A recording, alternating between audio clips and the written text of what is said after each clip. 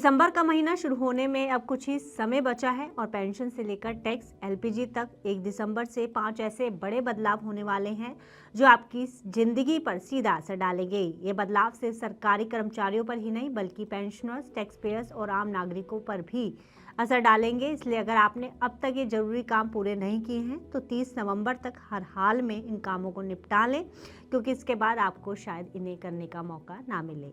आइए बात करते हैं इन बदलावों की और उन बदलावों के असर की।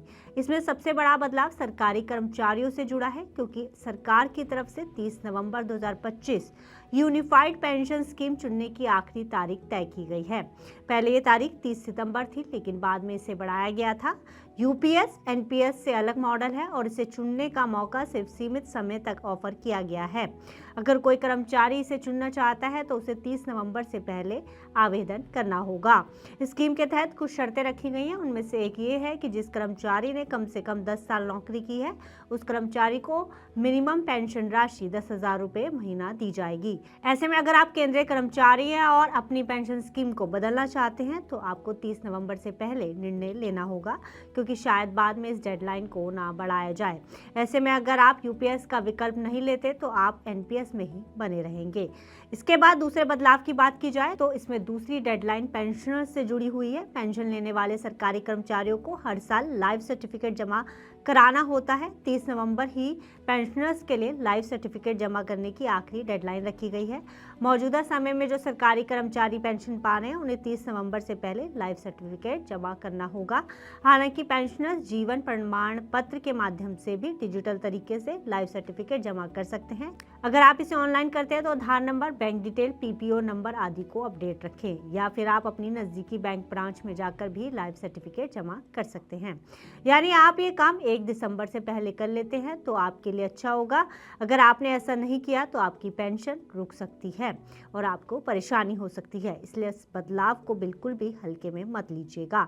तीसरा बदलाव टैक्स पेयर्स से जुड़ा हुआ है। यदि आपने अक्टूबर 2025 में टीडीएस यानी कि tax deducted at source cut किया है तो सेक्शन 194 IA यानी कि प्रॉपर्टी ट्रांसफर, 194 IB रेंटल भुगतान, 194 M रेजिडेंट कॉन्ट्रैक्टर्स और प्रोफेशनल्स एंड 194 S क्रिप्टो और अन्य के तहत 30 नवंबर 2025 तक चालान कम स्टेटमेंट फाइल करने की आखिरी तारीख है। इसके अलावा इंटरनेशनल ग्रुप की कॉन्स्टिट्यूएंट एंटिटीज वाले टैक्स पेयर्स को भी फॉर्म 3CEAA भी इसी दिन तक जमा करना होगा।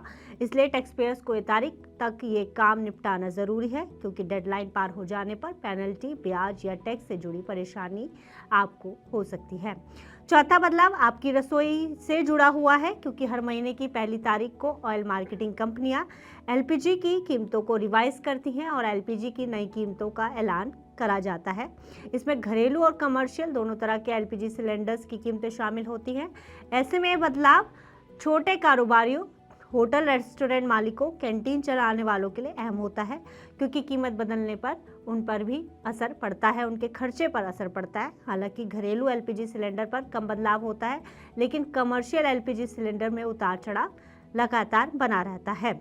ऐसे ही पांचवा बदलाव भी एलपीजी की तरह एटीएफ यानी कि एविएशन टरबाइन फ्यूल की कीमतों से जुड़ा हुआ है। ऑयल मार्केटिंग कंपनियां एटीएफ की भी कीमतों में बदलाव की घोषणा कर सकती हैं, जिससे आपके हवाई सफर की कीमतों पर असर पड़ सकता है। अगर एटीएफ महंगा होगा तो आपका हवाई सफर भी महंगा हो जाएगा। ऐसे में 1 दिसंबर को इसमें वृद्धि या राहत दोनों संभव है।